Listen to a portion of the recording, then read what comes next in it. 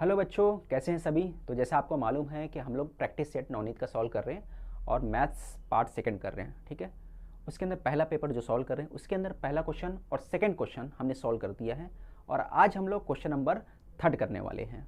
ठीक है, तो अगर आपने इससे पहले जो वीडियो नहीं देखे हैं तो वो वीडियो ज़रूर देखें, उसका लिंक मैंने डिस्क्रिप्शन में डाल दिया है, वहाँ से 1 मार्क्स वाला 2 मार्क्स वाला देख लो और पेपर फर्स्ट का जो है वो भी आप देख सकते हो। तो पेपर सेकंड का जैसे हम लोग कर रहे हैं और आज क्वेश्चन नंबर 3 चलने वाला है। क्वेश्चन नंबर 3 के अंदर पहला जो पार्ट रहता है, एक पार्ट होता है ए और दूसरा वाला पार्ट होता है बी। तो ए वाला जो पार्ट होता है उसके अंदर आपको मालूम होना चाहिए कि एक्टिविटी बेस्ड क्वेश्चन होता है और कोई कितने क्वेश्चन करना रहता है, एनीवन कितने क्वेश्चन करना रहता है आपको इसमें से सिर्फ एक क्वेश्चन करना रहता है। ठीक है, एक क्वेश्चन आपको करना रहता है, एनीवन करना रहता है, 2 क्वेश्चन आपको दे देगा। क्लियर, इतनी बात हो गई। तो यहाँ पे क्वेश्चन दे दिया है आपको, अब इसको सॉल्व करना है। क्या दिया है कि P Q R is a equilateral triangle. ये देखो एक फोटो दे दिया है और क्या बोल रहा है, एक ट्राइंगल है। शेप देख के लग रहा होगा ना, ट्राइंगल क्या होता है, 3 साइडेड फिगर जो होता है उसको क्या बोलते हैं, ट्राइंगल बोलते हैं। तो ये जो ट्राइंगल है और वो कौन सा है, इक्विलेटरल ट्राइंगल। इक्विलेटरल ट्राइंगल किसको बोलती है, जिसका जो तीनों साइड होता है वो कितना होता है, इक्वल होता है ना, और तीनों एंगल भी क्या होगा, इक्वल होगा। ठीक है, तो तीनों साइड भी इक्वल होता है और तीनों एंगल भी इक्वल होता है, उसको हम बोलते हैं इक्विलैटरल ट्राइंगल। क्लियर इतना। और ये बात भी याद रखना है कि जो इक्विलैटरल ट्राइंगल होता है सभी एंगल कितने के होते हैं, 60-60 डिग्री के होते हैं। कितने के होते हैं, 60-60। आपको याद रखना हर एंगल कितने का होगा, तो आप बोलोगे 60-60 डिग्री का होगा। ये बात आपको क्लियर हो गया। अब मैं बोलता हूं यहां पे क्या दिया है, ट्राइंगल का नाम क्या है, पी क्यू आर। जैसे आप देख सकते हो पी क्यू आर। अब उसके अंदर क्या बोला, ऊपर वाला जो देखो ये है आपका, यहाँ पर P, यहाँ है Q और यहाँ पर है R और ये परपेंडिकुलर है। जो परपेंडिकुलर है वो है ऐसे। ठीक है, अब क्या बोला है कि PS जो परपेंडिकुलर है QR के ऊपर, यहाँ पे दिया है PS जो है परपेंडिकुलर है किसके ऊपर, QR के ऊपर। मैं कलर चेंज कर देता हूँ ताकि आपको समझ में आए। ये आपका PS जो हो गया, ये हो गया परपेंडिकुलर। किसके ऊपर परपेंडिकुलर है, आपका QR के ऊपर परपेंडिकुलर। इतना क्लियर हो गया। सच दैट कि QSR जो है कोलिनियर है। QSR कोलिनियर यानी तीनों पॉइंट क्या है, एक ही लाइन में है, स्ट्रेट लाइन में है। और इसके बाद बोला है कि प्रूफ करना है अपने को। क्या प्रूफ करना है, अपने को प्रूफ करना है कि PS का स्क्वायर करोगे। कौन सी लाइन है, ये देखो, ये PS जो परपेंडिकुलर लाइन है, अगर उसका स्क्वायर करोगे तो किसके बराबर होगा, QS का स्क्वायर और उसका ट्रिपल करोगे। QS का स्क्वायर और ट्रिपल करोगे या 3 से मल्टीप्लाई करोगे तो उसके बराबर होगा। ये अपने को प्रूफ करना है। ठीक है, bye completing the following activity. अब ये एक्टिविटी, फॉलोइंग एक्टिविटी जो दिया है उसको कंप्लीट करके अपने को ये प्रूफ करना है। तो सबसे पहले दिया है इन ट्राइंगल PQS, ट्राइंगल जो है उसका नाम दे दिया PQS, ये लिख दिया। अब PSQ कितने का होगा, तो देखो ये परपेंडिकुलर अपने को बोला था। परपेंडिकुलर का मतलब क्या होता है, वो कितने का डिग्री बना रहा है, कितने का एंगल बना रहा है, 90 डिग्री का एंगल बना रहा है। तो ये जो PSQ कितना हो जाएगा हमारा, यहाँ पे हो जाएगा 90 डिग्री। इतना हो गया आपका क्लियर। फिर उसके बाद Q कितने का होगा, तो ये जो Q वाला पार्ट है ये कितने का होगा, 60 डिग्री होगा। क्यों 60 होगा, क्योंकि मैंने बताया था इक्विलैटरल ट्राइंगल में हर एंगल कितने का होता है, 60-60 डिग्री का होता है। ये मैंने आपको बता दिया था। इस हिसाब से ये हो गया 60 डिग्री हो गया। ठीक है, angle of equilateral triangle reason भी दे दिया है। अब QPS जो होगा, अगर ये 60 डिग्री है तो ये वाला जो बचा वाला पार्ट है ये कितने का होगा, तो ये आप बोलोगे 30 डिग्री का होगा। कितने का होगा, 30 का होगा, क्योंकि ये 90 है ये 60 है, तो ये कितने का होगा, 30 होगा, तभी 180 कंप्लीट होगा ना। तो वो कितने का हो गया, 30 हो गया remaining. PQ is a dash triangle, तो PQS क्या हो गया, डैश ट्राइंगल हो गया। तो कौन सा ट्राइंगल की बात कर रहा है, PQS, इस तरफ वाले की बात कर रहा है, उधर की बात नहीं कर रहा है। सिर्फ इतना पार्ट जो यहाँ से लेकर यहाँ तक का पार्ट है PQS, इसी पार्ट की बात कर। अगर मैं इसको कलर में चेंज कर दूं तो इसकी बात कर रहा है। ठीक है, सिर्फ इस ट्राइंगल की बात कर रहा है, इधर वाले की, है ना। तो इसके अंदर QPS बोल रहा है। अब क्या बोला है, QPS 30 degree, PQ is a dash triangle. तो कौन सा ट्राइंगल है, देखो 30, 60, 90। तो कौन सा ट्राइंगल है, PQ इज अ 30, 60, 90। यहाँ पे लिखोगे राइट एंगल ट्राइंगल। ठीक है, PQ is a 30, 60, 90 right angle triangle है। अब इसके अंदर ये अपने को समझ में आ गया। पी एस क्या है, तो जो पी एस साइड दिख रहा है आपको, यहाँ पे क्या लिखा हुआ है, ये है आपका पी एस, ये क्या है आपका, ये है पी एस, और ये क्या है आपका, अगर नहीं दिख रहा होगा तो ये है पी क्यू। ठीक है, ये पी एस है, यहाँ पे पी क्यू है। तो पी एस किसके बराबर है, पी क्यू के। तो आपको एक याद रखना है कि यहाँ पे दिया रीजन साइड अपोजिट टू 60। 60 जो एंगल है, 60 के अपोजिट वाला जो साइड होता है, 60 कहाँ है, यहाँ पे है, इसके अपोजिट साइड का नाम क्या है, पी एस। दिख रहा है, यहाँ 60 है तो 60 के अपोजिट वाला, 60 के अपोजिट वाला क्या है, पी एस है। तो ये हमेशा क्या होता है, हाइपोटेनस जो है, हाइपोटेनस का आप बोलोगे तो 90 के जो सामने वाला, 90 कहाँ है आपका, 90 यहाँ बन रहा है, तो इसके सामने वाला यानी कि कौन सी लाइन, पी क्यू। दिख रहा है, पी क्यू क्या है, हाइपोटेनस है। तो याद रखो 60 के सामने वाला जो साइड होता है वो पी क्यू का यानी कि हाइपोटेनस का क्या होगा, √3/2 होगा। क्या होगा, √3/2 होगा। तो यहाँ पे क्या आएगा, √3/2 होगा। क्लियर, समझ में आ गया होगा आपको। मैंने क्या बोला, मैंने ये आपको बोला कि ये जो होता है 60 के सामने वाला साइड होता है, 60 एंगल, जो यहाँ पे 60 एंगल दिया है, इसके सामने वाला जो साइड होगा वो क्या होगा, वो हाइपोटेनस का √3/2 होगा। क्लियर, ये आपको याद रखना है। इसी तरह जो साइड जो होता है अपोजिट 30 डिग्री, इससे पहले वाला किसके बारे में था, 60 डिग्री का था।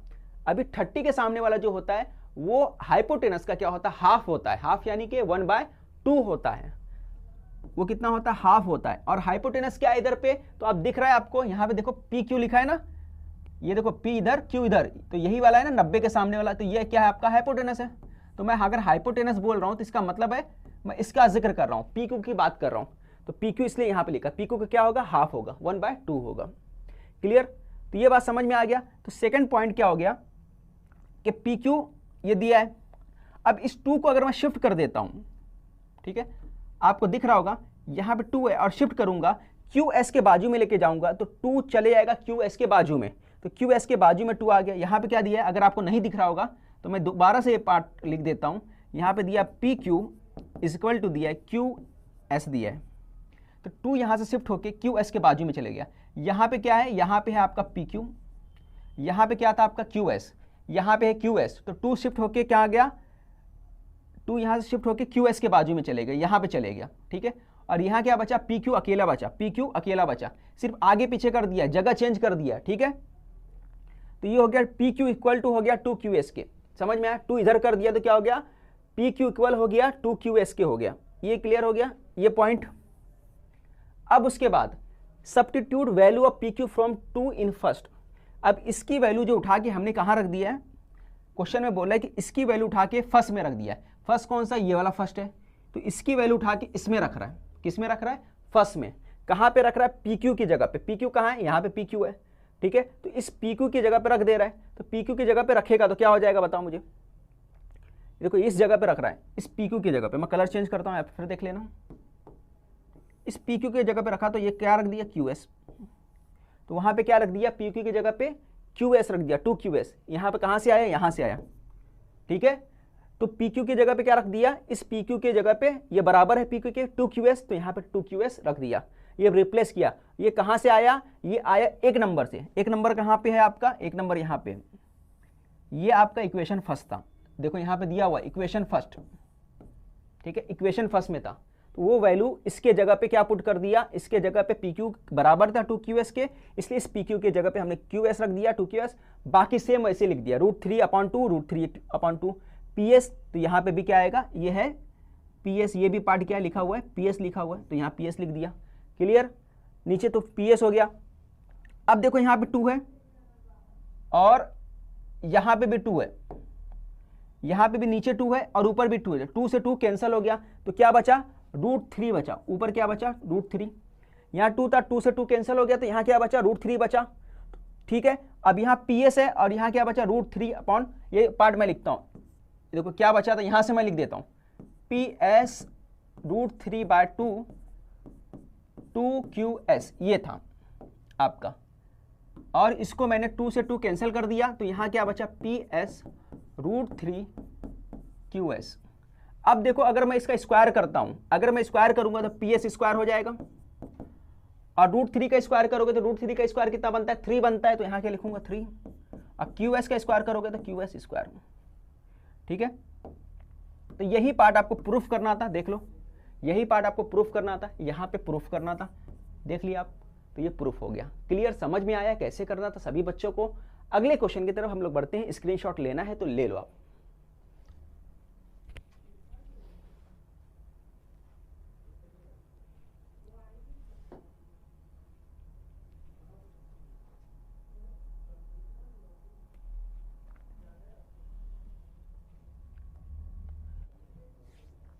ये क्वेश्चन करना, इसमें मिड पॉइंट फार्मूला का इस्तेमाल करना अपने को। तो मिड पॉइंट फार्मूला जो होता है बच्चों, आपको मालूम होगा, x1 प्लस x2 करते हैं डिवाइड बाय 2 करते हैं तो x कोऑर्डिनेट मिल जाता है। ठीक है, x1 plus x2 divide by 2 x coordinate मिल जाता है। इसी तरह हमको मालूम है y मालूम करना अपने को। क्या मालूम करना है? x के बाद अगर y मालूम करना है तो y1 प्लस y2 करते हैं हम लोग और डिवाइड बाय 2 कर देते हैं तो y मिल जाता है।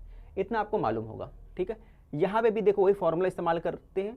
गौर से देखो, ये पार्ट क्या है? x वाले का, और ये जो y वाला है, ये पूरा का पूरा आप देखोगे तो यहाँ पे x का है और ये वाला जो y का है, सेम टू सेम यहाँ पे भी x का पार्ट है, ये वाला जो है y का रहेगा।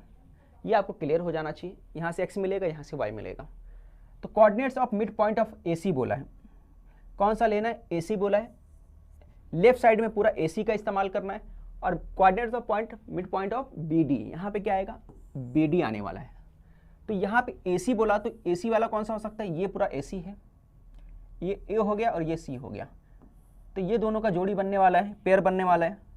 फिर दूसरा अगर मैं बात करूँगा, ये पार्ट जो है बीच वाला और ये वाला पार्ट, ये पेयर इसका बनेगा।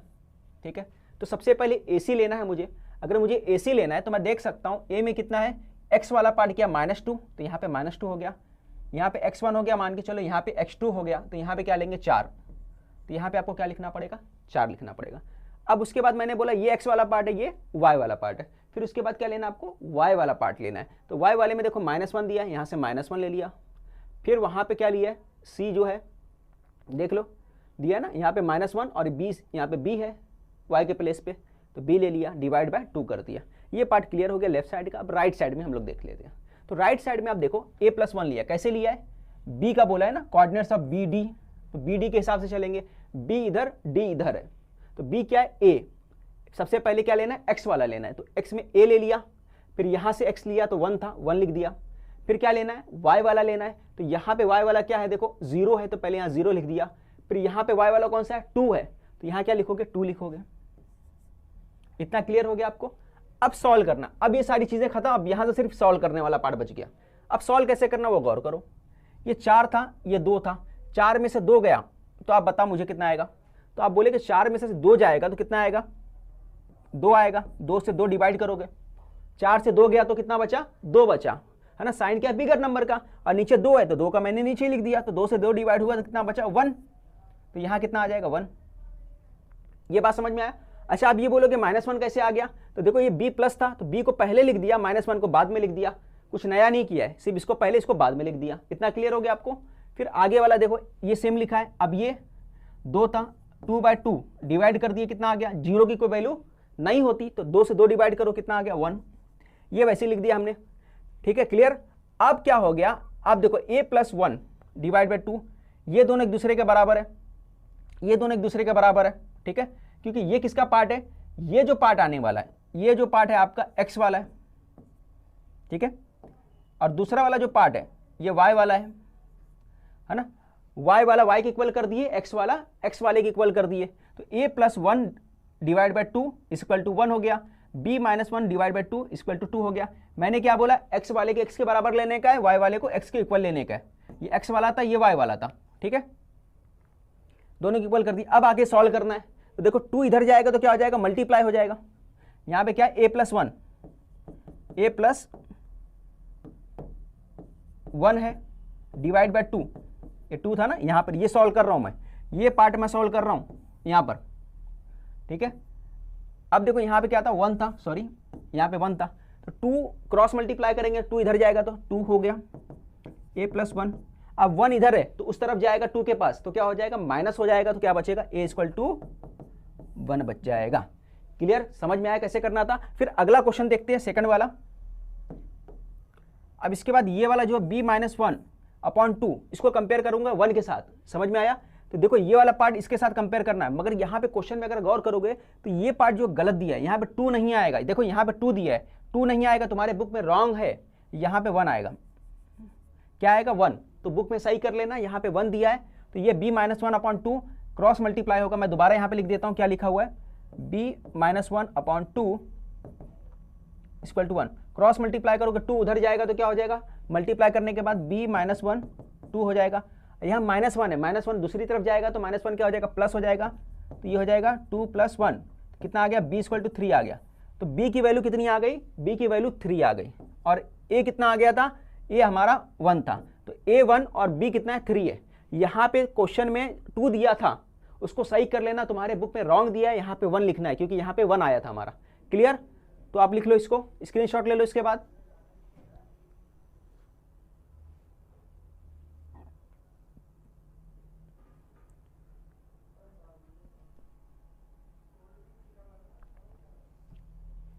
अगले क्वेश्चन की तरफ बढ़ते हैं हम लोग। प्रूफ, देखो ये क्वेश्चन नंबर 3 का बी है। इसके अंदर जो कितना क्वेश्चन करना है, 2 क्वेश्चन करना है। ठीक है, 4 क्वेश्चन देगा, हम लोगों को सिर्फ 2 क्वेश्चन करना है। ये भी बुक का क्वेश्चन पूछता है, बाहर का क्वेश्चन इसमें नहीं पूछता है, आपको बता दूं मैं।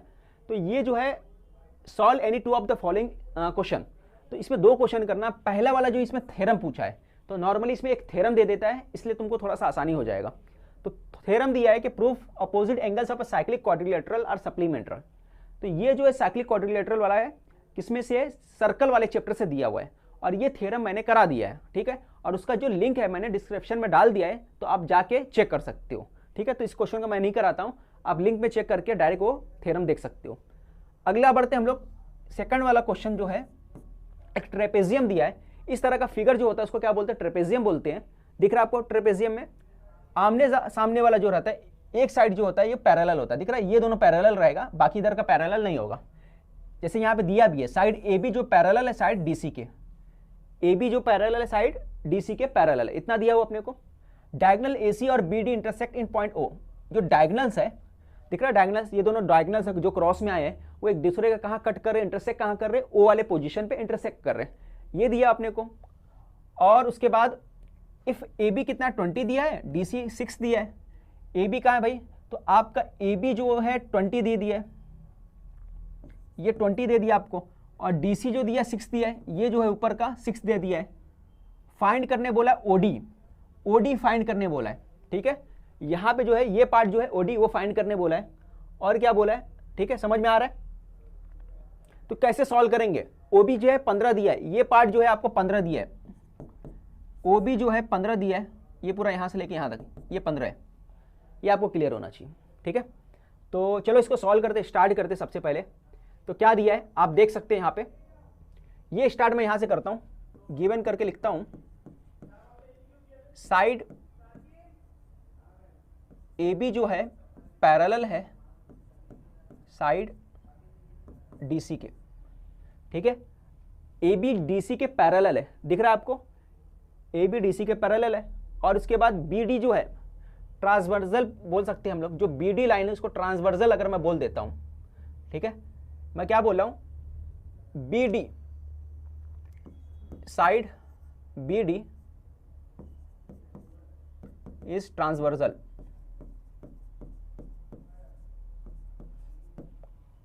तो इस बेस पे हम लोग बोल सकते हैं C D B, angle C D B, C D B, angle C D B है ना, किसके इक्वल होगा, है ना, ये कॉन्ग्रेंट होगा या इक्वल बोल सकते हो आप, किसके बराबर होगा, C D B A B D के बराबर होगा। किसके बराबर होगा, ए बी डी के, ए बी डी के बराबर होगा। ठीक है, अच्छा ये दोनों कॉन्ग्रेंट है ना, ये दोनों कॉन्ग्रेंट है। तो यहाँ पे सी डी बी लिया हमने, सी डी बी यहाँ तक पूरा लिया, तो मैं ऐसा नहीं बोल सकता कि ये जो पार्ट है सी डी बी ये पार्ट, और यहाँ से जो है ए बी ओ। बात को समझना, मैं क्या बोलना चाह रहा हूँ, यहाँ से मैं पार्ट बोलूँगा इस पार्ट तक, सी डी बी कहाँ तक आ रहा है, ये सी डी बी यहाँ तक आ रहा है, पूरा नीचे तक आ रहा है। तो मैं चाहूँ तो डी सिर्फ यहाँ तक लिखूँ तो चलेगा ना, सी डी ओ सिर्फ सी डी ओ तक लिखूँगा तो भी चल जाएगा। तो मैं बोल सकता हूँ कि that is C D O, angle C D O जो है ये भी कॉन्ग्रेंट होगा, किसके बराबर होगा, CDO, ये किसके बराबर होगा, ABO के बराबर होगा, किसके बराबर होगा, ABO। थोड़ा सा यहाँ का कम कर देंगे तो भी चल जाएगा, तो यहाँ लिख दो ABO, ठीक है। कहाँ से आया, यहाँ से आया। क्यों लिखना है आगे मैं बताऊंगा, जब पूरा सॉल्व करेंगे सिमिलर बताएंगे तो इसकी जरूरत पड़ेगी अपने को, ठीक है।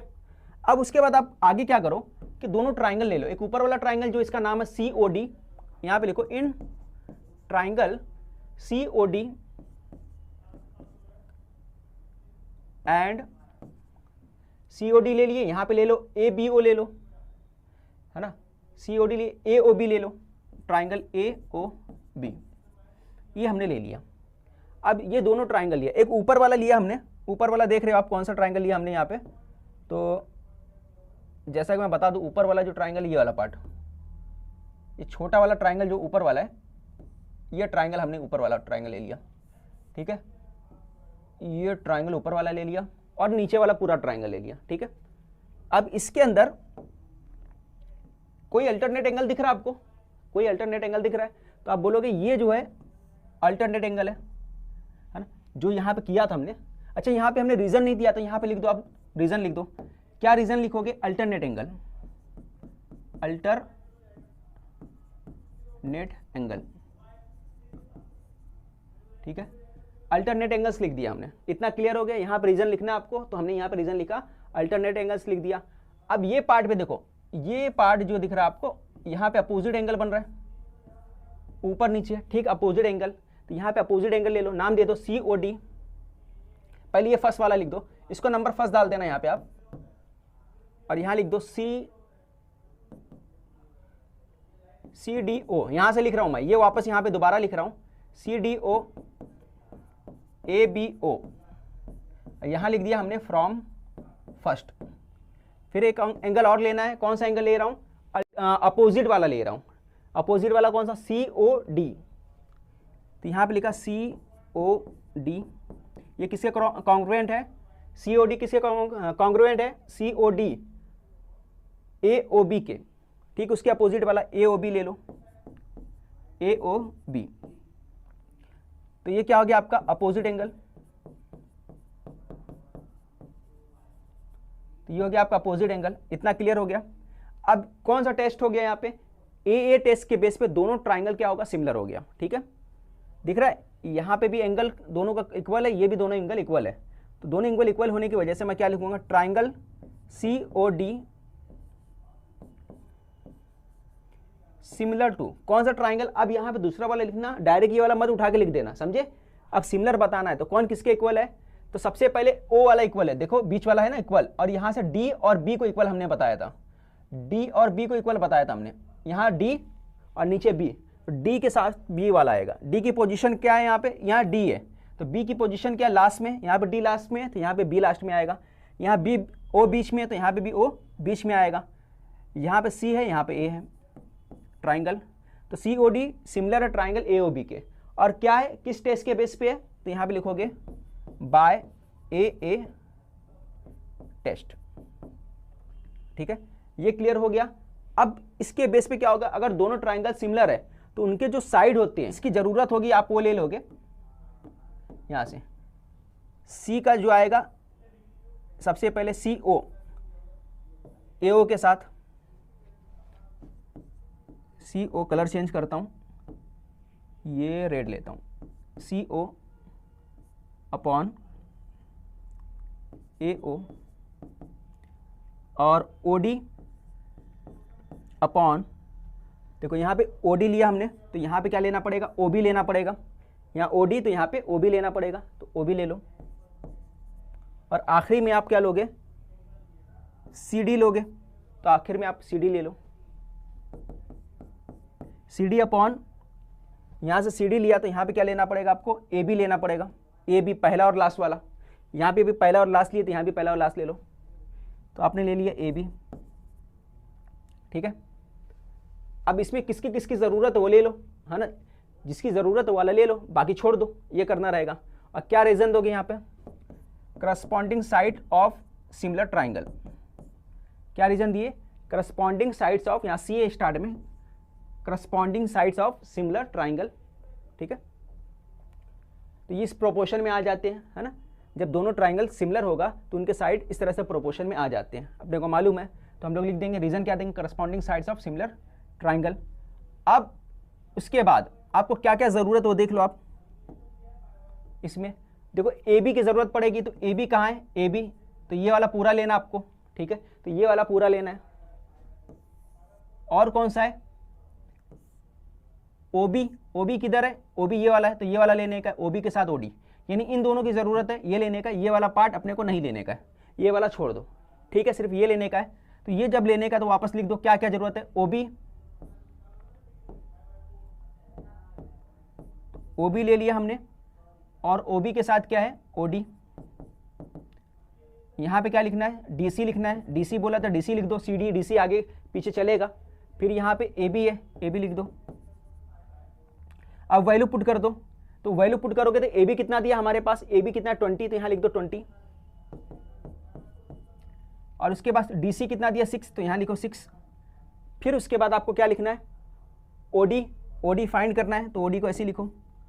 और ओ बी 15 दिया है तो 15 लिख दो। इतना हो गया क्लियर। अब 15 को उस तरफ लेके जाओ, यहाँ बचेगा सिर्फ ओ डी, 6 मल्टीप्लाई बाय 15। ये किससे डिवाइड हो रहा है, तो आप बोलोगे ये जो डिवाइड हो जा रहा है हमारा 5 से डिवाइड हो रहा है। 5 का टेबल पढ़ो, 5 3 जा 15 और 5 4 जा 20। और किससे डिवाइड हो रहा है, तो आप बोलोगे 2 से डिवाइड हो रहा है, 2 का टेबल पढ़ो, 2 2 जा 4, 2 3 जा 6। तो ऊपर आपको क्या बचा, ऊपर 3 और 3 बचा, 3 3 जा 9 बचा, तो यहाँ 9 लिख दिया। और नीचे क्या बचा, 2 बचा। 9 को 2 से डिवाइड करने का मतलब 9 का हाफ कर देना है, तो 9 का हाफ कर दो, तो कितना आ जाएगा, ओडी आ जाएगा आपका 4.5। ये आपका फाइनल आंसर हो गया, ओडी 4.5 आ गया। सभी को समझ में आ गया होगा, है ना। तो ऐसे क्वेश्चन में पहले आपको क्या बताना रहता है, सिमिलर बताना रहता है। सिमिलर बताने के लिए एंगल इक्वल बताओ, या फिर आपको क्या इक्वल बताना पड़ता है, साइड वगैरह, ठीक है। तो ये आप प्रूफ कर दो, उसके बाद आपको इस तरह से सॉल्व करना रहेगा। क्लियर। तो स्क्रीनशॉट ले लो, फिर अगले क्वेश्चन की तरफ बढ़ते हैं हम लोग।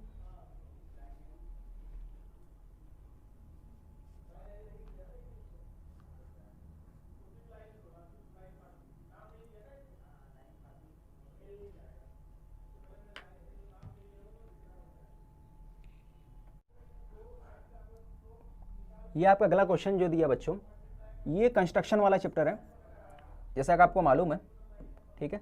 और अक्सर एक क्वेश्चन पूछता ही आपका 3 मार्क्स के लिए, ठीक है। तो ट्राइंगल पी क्यू आर जो है सिमिलर दिया है ट्राइंगल पी एम एन के। 2 ट्राइंगल दिया है और दोनों ही ट्राइंगल एक दूसरे के सिमिलर है, जैसे यहाँ पे बोला है। और मैं फिगर थोड़ा सही कर दूँ, ठीक है।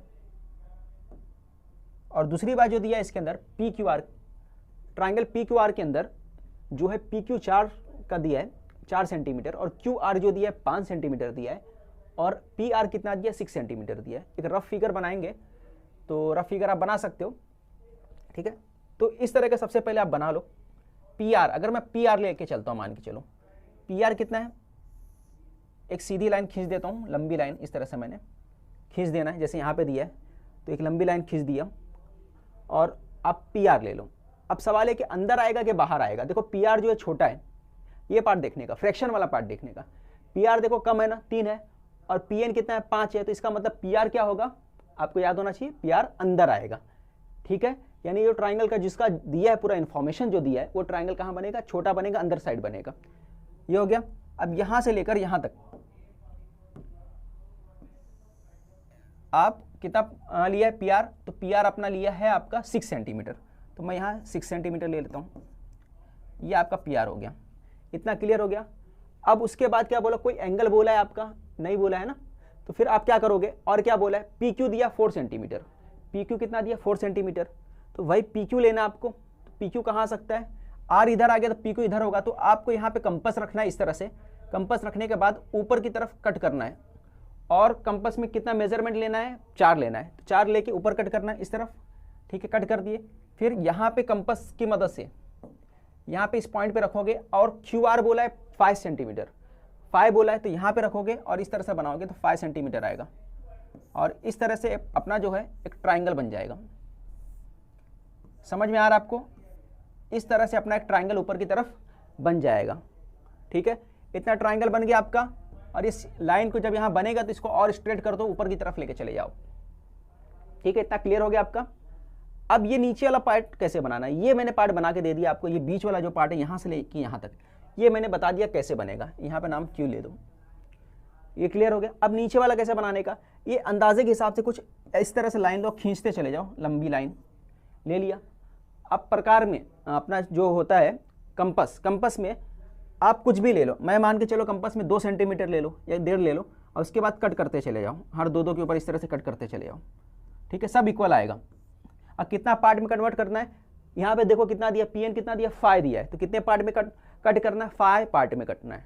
ठीक है, और सभी बराबर होंगे। सभी बराबर क्या होगा, मैंने क्या बोला, कंपास में अपने हिसाब से अपनी मर्जी से 1.5-2 सेंटीमीटर जो लेना ले लो, और सभी को यहाँ पे रखो। पहली बार यहाँ पे रखोगे, फिर यहाँ कट करोगे, एक बार यहाँ हो गया, फिर कंपास यहाँ रखोगे, फिर यहाँ कट करोगे, फिर कंपास यहाँ रखोगे, फिर यहाँ कट करोगे, फिर यहाँ रखना है, फिर यहाँ कट करना है, फिर यहाँ रखना है, यहाँ करना है। इसी तरह टोटल कितना लेना, 5। कितना हो गया, 1 2 3 4 5। ठीक है, देख रहा है, 1 2 3 4 5। अब जैसे यहाँ पे पी था तो इसको लिख दो P1, और यहाँ लिख दो आप जो है P2, P1 P2 P3 P4 P5। ठीक है, इस तरह से आप लिख सकते हो। ये हो गया क्लियर। अब उसके बाद आपका जो है ये कितना था, 3 पार्ट था, है ना। पी आर वाला कितना है, 3 पार्ट है, तो यहाँ पे तीसरे पार्ट पे इसको ज्वाइन कर दो। बात समझ में आया, कितना पार्ट था, 3 पार्ट, तो तीसरे पार्ट पे ज्वाइन कर लो। अब इसके हेल्प से यहाँ पे बनाना है P5 पे। ठीक है, अब आप क्या करो, यहाँ से ले लो, आपका कंपास यहाँ रखो, यहाँ पे रखो, और अपने हिसाब से कहीं भी कट कर दो, यहाँ कट कर दो। यहाँ पे मैंने कंपास रखा, यहाँ कट कर दिया और यहाँ कट कर दिया, 2 जगह कट कर दिया। और वही मेजरमेंट लेके जो इस यहाँ पे लिए हो, वही मेजरमेंट लेके आपको कंपास यहाँ रखना 5वें पार्ट में, क्योंकि आपको कहाँ बनाना है, 5 के हिसाब से बनाना। तो यहाँ पे रखो और रखा, हमने यहाँ कट किया और ऊपर की तरफ इस तरह से कट कर दिया। ठीक है, बात समझ में आया। तो इस तरह से आपका कट हो जाएगा 2 जगह। फिर कंपास को लेना है, और यहाँ पर आपको लेने के बाद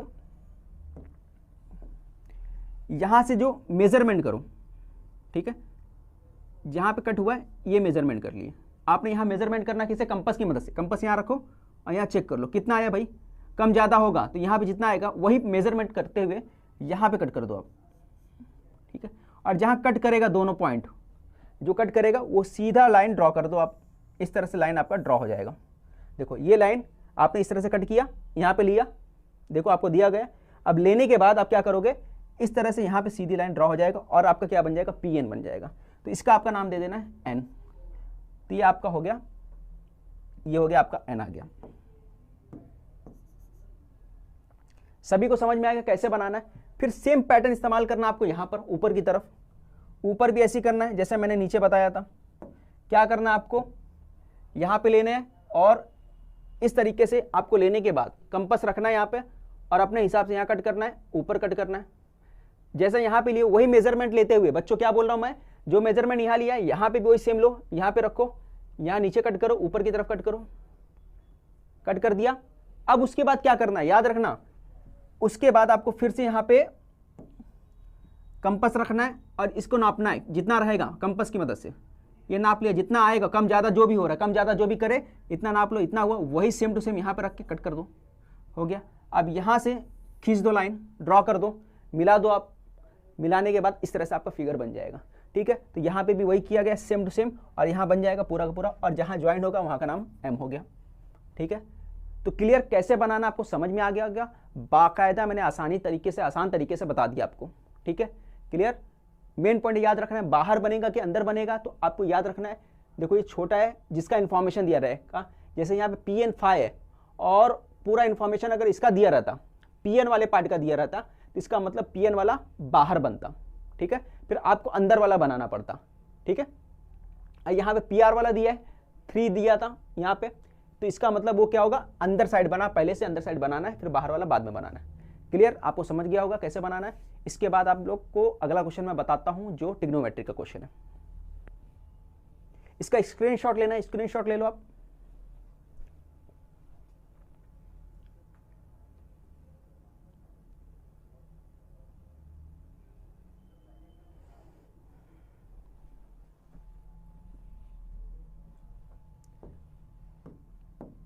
देखो ये क्वेश्चन दिया हुआ आपका 1 upon sine square theta minus 1 upon cos square theta minus 1 upon tan square theta 1 upon cot theta 1 upon sec theta 1 upon cosec theta equal to -3।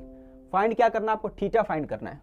Theta आपको फाइंड करना है, यानी पूरा सॉल्व करके थीटा लाने का आपको। तो पूरा जो है यहाँ पे लिखना है, तो ये आपको डायरेक्ट यहाँ लिख देना है, गिवन करके सबसे पहले आपको ये लिख देना है। और लिखोगे तो सबसे पहले ये क्या चेंज हो जाएगा, 1 अपॉन साइन किस में चेंज होगा, 1 अपॉन साइन किसके बराबर होता है, तो आप बोलोगे 1 अपॉन साइन जो बराबर होता है कॉसेक के, किसके बराबर होता है, कॉसेक थीटा के बराबर होता है। और 1 अपॉन कॉस किसके बराबर होता है, तो 1 अपॉन कॉस जो बराबर होता है सेक के बराबर होता है। तो यहाँ पे लिख दो सेक स्क्वायर थीटा। और 1 अपॉन टेन किसके बराबर होता है, 1 अपॉन टेन जो होता है कॉट के बराबर होता है, कॉट लिख दो कॉट स्क्वायर थीटा। और 1 अपॉन कॉट किसके बराबर होता है, टेन के बराबर होता है, तो वहां टेन लिख दो। और 1 अपॉन सेक इसके जगह क्या आ जाएगा, 1 अपॉन सेक की जगह बताओ कॉस स्क्वायर थीटा। और यहाँ 1 अपॉन कॉसेक की जगह क्या आ जाएगा, तो साइन स्क्वायर थीटा -3। किससे क्या चेंज हुआ मैं बता देता हूँ।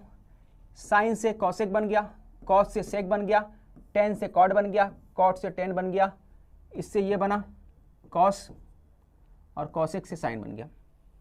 ठीक है, ये आप फॉर्मूला एक बार देख लेना ताकि आपको कंफर्म हो जाए। क्लियर। अब उसके बाद यहाँ पे आइडेंटिटीज वाला फॉर्मूला इस्तेमाल करना है आपको और सॉल्व करना है।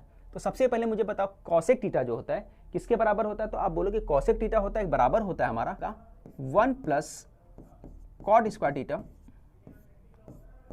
सेक स्क्वायर थीटा बराबर होता है आपका किसके बराबर होता है, सेक स्क्वायर थीटा, तो आप बोलोगे ये बराबर होता है 1 प्लस टेन स्क्वायर थीटा के बराबर होता है माइनस कॉट स्क्वायर थीटा। ठीक है, ten square theta cos square theta sine square theta. अच्छा, ये पार्ट जो मैं लिखने के बजाय अगर मैं माइनस कॉमन ले लूँ, ये पार्ट में अगर मैं माइनस कॉमन ले लूँ तो कुछ वो भी चेंज हो जाएगा। ठीक है, तो उसको आगे अगले पार्ट में बताता हूँ कैसे करेंगे। तो मैं यहाँ पे बताता हूँ 1 प्लस कॉट, ब्रैकेट ओपन कर दूँ, 1 ब्रैकेट ओपन होगा तो माइनस की वजह से प्लस किस में चेंज हो जाएगा, माइनस में चेंज हो जाएगा, यहाँ माइनस आ जाएगा, cot square theta tan square theta. अब ये दोनों में कॉमन निकाल लो। अगर इन दोनों में मैं कॉमन निकाल लेता हूँ, माइनस को कॉमन कर देता हूँ और ब्रैकेट लगा देता हूँ, तो क्या हो जाएगा, ये इस तरह से बन जाएगा cos square theta plus sine square theta equal to -1। ठीक है, समझ में आया कैसे लिखना है। अब ये किसके बराबर होगा, तो आपको मालूम है ये जो पूरा का पूरा किसके इक्वल होता है, 1 के इक्वल होता है। तो इसके प्लेस में मैं क्या लिख सकता हूँ, 1 लिख सकता हूँ। और बताओ कुछ कट रहा है, तो कॉट और कॉट कट रहा है, इसको कैंसिल कर दो। ठीक है, और कुछ कट रहा है, और कुछ तो कट रहा है, नहीं कट रहा है। ठीक है, -1 + 1 ये दोनों कट गया, 10 और 10, देखो 10 यहाँ पर भी है, 10 यहाँ पर भी है, तो दोनों माइनस माइनस है, यहाँ भी माइनस यहाँ भी माइनस, तो माइनस माइनस प्लस होता है, तो कितनी बार हो जाएगा, 2 बार है, तो 2 10, ये हो जाएगा 2 10 स्क्वायर थीटा, और ये 1 हो गया है ना, ये पूरा 1 हो गया, तो यहाँ 1 लिख दो, ये -3। इतना समझ में आ गया आपको क्या करना है। -1 उधर जाएगा तो क्या हो जाएगा, +1 में चेंज हो जाएगा, और यहां क्या बचेगा, 2 10 स्क्वायर थीटा। 3 में से 1 गया तो कितना बचा, 2 बचा, तो आपने 2 लिख दिया। और साइन क्या आएगा, माइनस का आएगा। ठीक है, अब मुझे बताओ यहाँ भी -2 है, यहाँ भी -2 है, दोनों तरफ है, ये दोनों कैंसिल हो जाएगा, माइनस माइनस कैंसिल, क्या बचेगा यहाँ पे, तो आप बोलोगे यहाँ पे सिर्फ और सिर्फ हमारा जो बच जाएगा 10 स्क्वायर थीटा 1 बचेगा, क्योंकि ये पूरा कट गया, पूरा कटने के बाद क्या बचा, वहाँ पे सिर्फ 1 बचेगा। और आपको मालूम है 10 स्क्वायर थीटा स्क्वायर रूट करोगे तो क्या हो जाएगा, 10 थीटा इक्वल टू कितना आ जाएगा, 1 आ जाएगा। जब स्क्वायर रूट करोगे तो क्या होगा, पावर हट जाएगा और सिर्फ 1 बचेगा। अब मुझे ये बताओ 10 थीटा जो है ना, थीटा की वैल्यू कितना रहता है कि आंसर 1 आता है, तो आप बोलोगे थीटा की वैल्यू जब 45 रहता है तो वो किसके बराबर होता है, 1 के बराबर होता है। तो यहाँ पे लिख सकते हो since tan 45 equal to 1, therefore tan 45 equal to 1 होता है, इसलिए हम लोग बोल सकते हैं थीटा की वैल्यू कितनी होगी, 45 होगी। तो थीटा की वैल्यू कितनी होगी, 45। स्क्रीनशॉट फटाफट ले लो। तो दूसरी बात आपको ये बताते चलूँ कि आज का जो सेशन था हमारा ख़त्म होता है यहाँ पे। अगला जो हम लोग फिर से आएंगे नए लेक्चर के साथ, क्वेश्चन नंबर 4 और 5 को करेंगे, जो आपका चैलेंजिंग क्वेश्चन है। उसके बाद आपका ये पार्ट कंप्लीट हो जाएगा पेपर, ठीक है। तो इससे पहले जो वीडियो नहीं देखे तो देखो, और वीडियो को शेयर करो दूसरे लोगों के साथ, बच्चों के साथ, अपने स्टूडेंट जो आपके साथी हैं उनके साथ, ठीक है। तो अगले वीडियो में फिर से मिलते हैं।